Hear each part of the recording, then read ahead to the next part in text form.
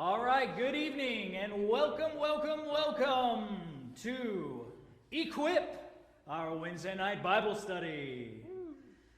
Tonight we begin week 2 of Counterculture.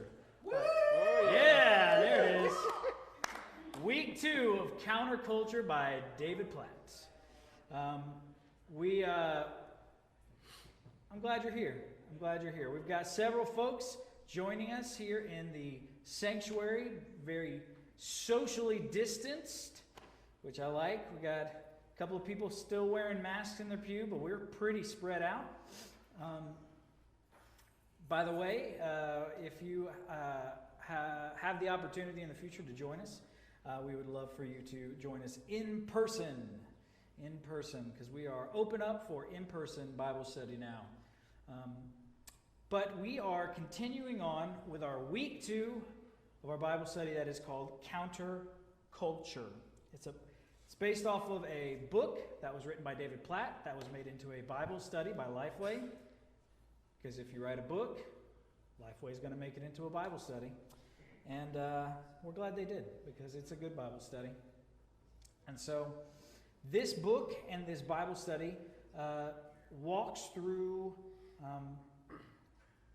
taking a look at how the modern day Christian engages our lost world in the midst of modern day cultural challenges and changes.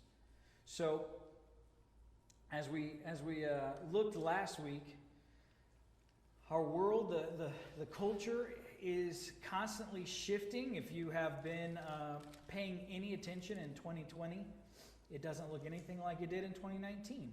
And so these things are just constantly, weekly changing. And it is challenging Christians on how do we respond? What do we do? How do we engage the world? How do we view these cultural beliefs and practices and changes? And so last week, as we looked at our culture, we did kind of an overview of culture. We looked at how do we respond? Well, we have 4 possibilities, 4 options as to how to respond. We can conform to it, meaning we look at the culture and we say, forget the Bible, we're just going to do whatever the culture says because it's easier, or maybe that might be less stress. Maybe we feel like that would be a good way to win the culture. If we look more like them, then maybe they'll like Jesus. We will be attractive. So we could conform to it. The second option, which by the way, conforming to it, not a good option. Just clarifying, right? Romans 12 says, "Do not be conformed to this world, but be transformed by the renewing of your mind," right? So we don't want to conform to it. The second option could be that we could check out from it. We could say, you know what? I'm not going to have any part of it. We're going to take our Christian families and we're going to go and we're going to live on this Christian compound, and we are going to be our own Christian nation, our own Christian community, and whatever goes on out there, great. That's good for them, but we're not going to have anything to do with that. Well, that's not what we're supposed to do, because Jesus tells us to go into all the world and make disciples. That we will be his witnesses in Jerusalem and Judea and Samaria and to the ends of the earth. So obviously checking out from it is not the option. By the way, whenever people want to go that route, let's just separate ourselves from the world, from the culture. In one generation, that all changes.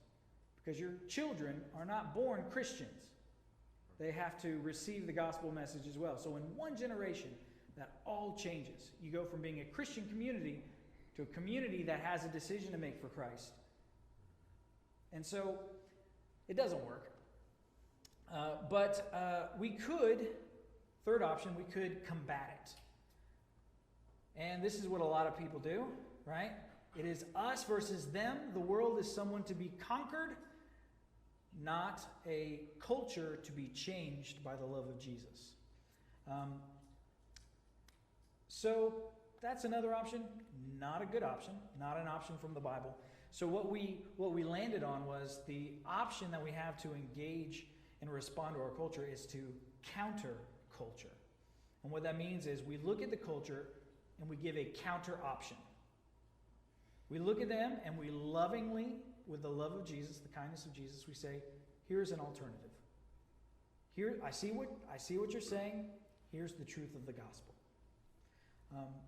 So tonight we're going to look a little more closely at how the gospel informs and influences our lives. And tonight we're going to particularly be looking at material blessings. The theme for tonight is wealth. We're going to talk about poverty. We're going to talk about materialism. We're going to talk about what do we do with our material blessings. And before we jump in, I just want to say that this has been, I'm just being honest, this has been just one of the more challenging topics for me to prepare to teach on.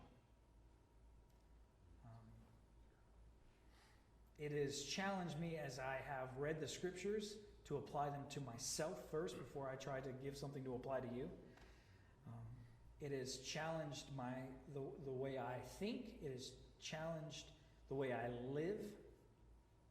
And it has been very difficult. And I say all that to be completely honest with you because I have a feeling that it can be very difficult for us to talk about tonight. Because what it does is it challenges each one of us in some way because it goes counter to the culture of the American dream. The American dream is not the Christian mission. And so when we bring up the Christian mission, the purpose of the life of a follower of Christ, it is going to be counter the American dream. Now, I'm not saying that